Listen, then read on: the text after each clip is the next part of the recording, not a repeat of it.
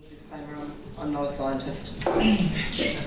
So, I was asked here to say a few words about alternative varieties, which is probably not surprising given the background of my family business and my involvement with things like the Alternative Varieties Wine Show, and I do love alternative varieties. But at Chalmers we have about 60 hectares of vineyard across 2 sites in Victoria, and apart from 2 hectares of Shiraz and Heathcote, because it would be rude not to, everything else is alternative. So actually, you know, for us it's kind of mainstream.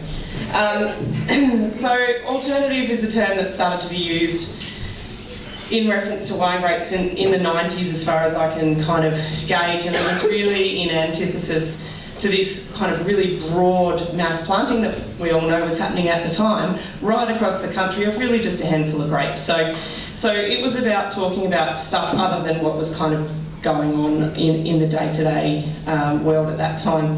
And I'm super proud to be part of the alternative variety movement, and I think that, you know, those wines are some of the most exciting wines that are going around at the moment, and certainly adding a lot of spice to Australian wine. But it's not something that I say when I'm out there talking about Chalmers Wines. I don't go out and say, hi, I'm Kim and I make alternative varieties.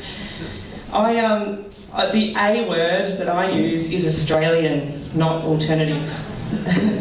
And for instance, I was in the UK last month and I was doing a whole bunch of promo stuff for London Restaurant Festival and all sorts of things, and you know, I'm out there talking to people about the wine that we make, and we grow, you know, the wines we make are all from Italian varieties. But the very first thing that I say is that the most important thing for you people to know is that we are not trying to make Italian wine. We are making Australian wines. We just happen to be using Italian grape varieties. Just like no one refers to a Barossa grower as growing French varieties, and they don't try and compare their wines to Creux Hermitage or Saint Joseph. You know, my Heathcote Aglianico shouldn't be considered a Taurasi or a Vulture. You know, we never thought about copying a style or a tradition that's not inherent in Australia. You know, that probably didn't happen because I grew up in a farming family, which went from farming sort of into viticulture, but we're not a wine family, so we weren't really thinking about the grand traditions of Europe. We were thinking about, you know, growing stuff. And so when my parents chose to start making wine from those varieties, they weren't thinking about these famous wines of Europe. They were just having a look out in the vineyard, in their nursery patch. Oh, that looks good. Oh, lovely acidity, fantastic, handling the heat really well, let's make wine out of that. So, you know, without that wine style in mind, we were just simply translating those grapes that were really, really happy in their new environment into wine in a simple way, and trying to look for varieties that were suitable in our region for wine production.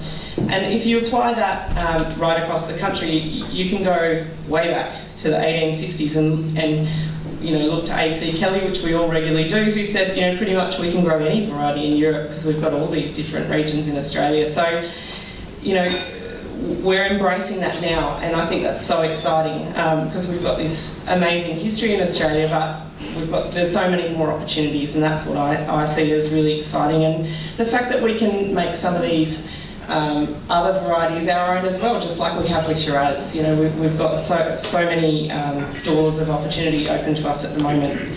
Having said that, I don't think thinking outside the square is great, but jumping on bandwagons is not great. And we do what we do because we think we're going to be growing these varieties for the next 100 years, not because it's hip or that's what the sommeliers want to drink. We're thinking about it in a long-term way, and I think that's really important for anyone who wants to look at growing alternative varieties. But back to that word. Alternative versus mainstream implies a bit of us and them, and what I really loved was a terminology that I heard Max Allen say at 21st Century Vino last year, and he said, why don't we call it multi-viticulturalism? I think that is so Australian. I think that it totally reflects our society. It's inclusive, it's diverse. It's not about, hey, you make Shiraz or I make Fiano. We're all in this together, and it's all about growing the right thing for our own backyard to make authentic Australian wines of the future.